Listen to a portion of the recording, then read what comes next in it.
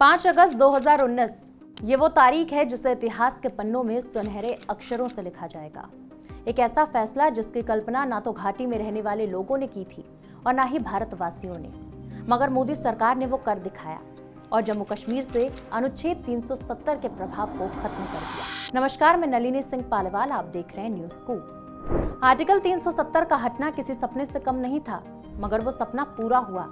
धारा 370 तो हटी ही, साथ ही राज्य को दो हिस्सों में जम्मू कश्मीर और लद्दाख में बांट दिया गया और दोनों को केंद्र शासित प्रदेश बना दिया गया। लेकिन मोदी सरकार के इस फैसले से देश की विपक्षी पार्टियां, कश्मीर में महबूबा मुफ्ती या फिर फारूक अब्दुल्ला और उमर अब्दुल्ला की पार्टियों को तो तकलीफ है ही, साथ ही देश के सबसे बड़े दुश्मन पाकिस्तान को भी इससे बहुत ज्यादा परेशानी है। कश्मीर में विधानसभा चुनाव चल रहा है।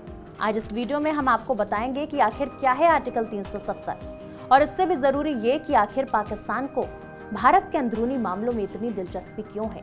जो मुल्क खुद भुखमरी के कगार पे है, जो खुद अरब देशों के रहमो करम पर पल रहा है, आखिर वो भारत में ही इतनी दिलचस्पी क्यों रखता है। भिखमंगे देश में चाहे कोई भी सरकार क्यों ना हो, वो सिर्फ भारत और कश्मीर से ही अपनी राजनीति क्यों चलाती है।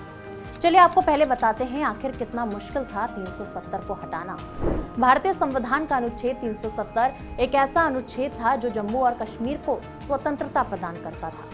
धारा 370 के प्रावधानों के अनुसार संसद को जम्मू कश्मीर के बारे में रक्षा, विदेश मामले और संचार के विषय में कानून बनाने का अधिकार था, लेकिन किसी अन्य विषय से संबंधित कानून को लागू करने के लिए केंद्र को राज्य सरकार का अनुमोदन चाहिए होता था। इसी विशेष दर्जे के कारण जम्मू कश्मीर राज्य पर संविधान की धारा 356 लागू नहीं होती थी। इस कारण राष्ट्रपति के पास राज्य के संविधान को बर्खास्त करने का अधिकार नहीं है। वहीं भारत के दूसरे राज्यों के लोग जम्मू कश्मीर में जमीन नहीं खरीद सकते थे। भारतीय संविधान की धारा 360 जिसके अंतर्गत देश में वित्तीय आपातकाल लगाने का प्रावधान है, वो भी जम्मू कश्मीर पर लागू नहीं होता था।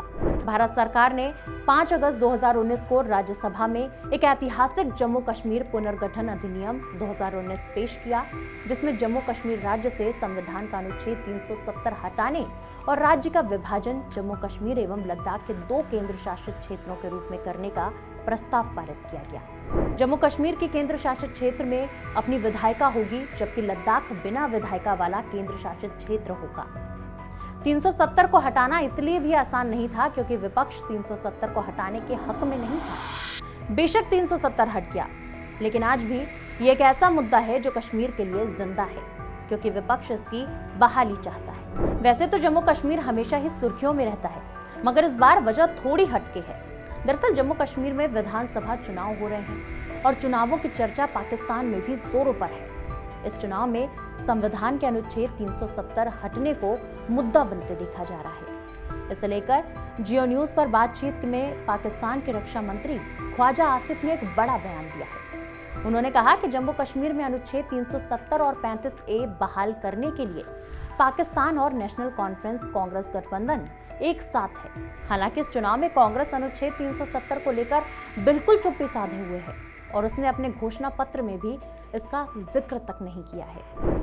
लेकिन जम्मू कश्मीर को पूर्ण राज्य का दर्जा दिलाने से जुड़ी बात जरूर कही गई है।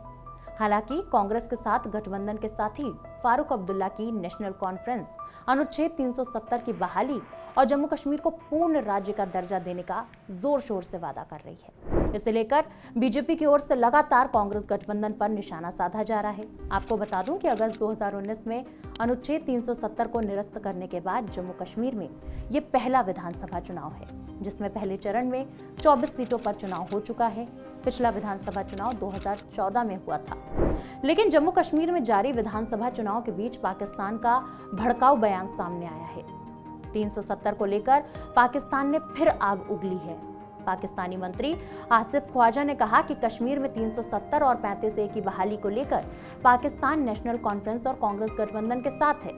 ख्वाजा आसिफ ने यहां तक भविष्यवाणी भी कर दी कि कांग्रेस नेशनल कॉन्फ्रेंस गठबंधन के कश्मीर में सत्ता में आने के पूरे चांस हैं। ख्वाजा आसिफ की बदजुबानी यही नहीं थमी। उन्होंने कहा कि 5 साल पहले कश्मीर में 370 हटाकर पीएम मोदी ने यहां के लोगों पर जुल्म किया था। आखिर पाकिस्तान को कांग्रेस नेशनल कॉन्फ्रेंस गठबंधन पर इतना प्यार क्यों आ रहा है? दरअसल पाकिस्तानी पत्रकार हामिद मीर ने अपने प्रोग्राम में ख्वाजा आसिफ से सवाल किया। शेख अब्दुल्ला और नेहरू ने 370 और 35A तय किया था। अब ये दोनों पार्टियां नेशनल कॉन्फ्रेंस और कांग्रेस इलेक्शन में कह रही हैं कि अगर जीत गए तो 35A और 370 की सस्पेंशन को खत्म कर देंगे। आपको लगता है ये संभव है? वहीं पाकिस्तानी मंत्री ने जवाब देते हुए कहा कि हाँ, ये संभव है। कांग्रेस और नेशनल कॉन्फ्रेंस दोनों की ही कश्मीर में बेहद महत्वपूर्ण मौजूदगी है। बहुत चांस हैं कि वो पावर में आए। उन्होंने इसे इलेक्शन का मुद्दा बनाया हुआ है। ऐसे में अब सवाल उठ रहा है कि क्या पाकिस्तान और कांग्रेस एनसी गठबंधन एक साथ है? इसके बाद पाकिस्तानी पत्रकार हामिद मीर ने कांग्रेस प्रवक्ता पवन खेड़ा के बयान को दिखाते हुए ख्वाजा आसिफ से पूछा कि क्या हम ये कह सकते हैं कि आज पाकिस्तान की सरकार और भारत की कांग्रेस और नेशनल कॉन्फ्रेंस एक पेज पर है? ख्वाजा आसिफ ने जवाब देते हुए कहा, इस मुद्दे यानी कि अनुच्छेद 370 पर बिल्कुल, हमारी भी यही डिमांड रही है कि कश्मीर का स्टेटस रीस्टोर किया जाए। अगर स्टेटस रीस्टोर हुआ तो मैं समझता हूं कि कश्मीरी लोगों को जो जख्म मिला है उसमें कुछ मरहम लगेगा।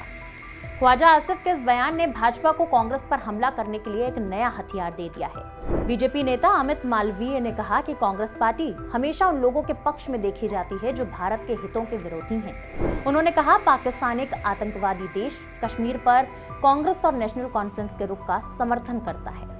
ऐसा कैसे है कि गुरपतवंत सिंह पन्नू से लेकर पाकिस्तान तक राहुल गांधी और उनकी कांग्रेस हमेशा उन लोगों के पक्ष में देखी जाती है जो भारत के हितों के विरोधी हैं। कभी कांग्रेस नेता राहुल का विदेशों में जाकर भारत की इज्जत को तार तार करना, तो कभी कांग्रेस का 370 को हटाने के निर्णय पर सवाल खड़ा करना। कभी कांग्रेस के नेताओं के लिए पाकिस्तान से आम आना, तो कभी कांग्रेस के पाकिस्तान का हितैषी बन जाना। और अब कांग्रेस के सपोर्ट में जिस तरह से पाकिस्तान का बयान आया, वो कांग्रेस की मंशा पर तो सवाल उठा ही रहा है। याद करिए कांग्रेस सरकार के वो साल जब कभी मंदिर में तो कभी मस्जिद में, कभी बाजारों में तो कभी चौराहों पर बम फटा करते थे। 26/11 तो याद ही होगा, कैसे पाकिस्तान से आए 10 आतंकियों ने मुंबई में कत्लेआम मचा दिया था, देश का सिर झुका दिया था। उस वक्त देश में कांग्रेस की ही सरकार थी। ऐसे में पाकिस्तान का कांग्रेस की सरकार के समर्थन में खड़े होना ये सवाल तो उठाता ही है कि क्या कांग्रेस इस देश में लाशों पर राजनीति करती आई है? क्या सत्ता पर बने रहने के लिए कांग्रेस ही देश में आतंकी हमलों के लिए जिम्मेदार रही?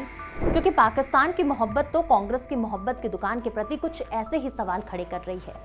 इस पूरे मुद्दे पर आपकी क्या राय है? कमेंट सेक्शन में जरूर बताएं। बाकी देश और दुनिया की तमाम खबरों के लिए जुड़े रहें न्यूज़ स्कूप से।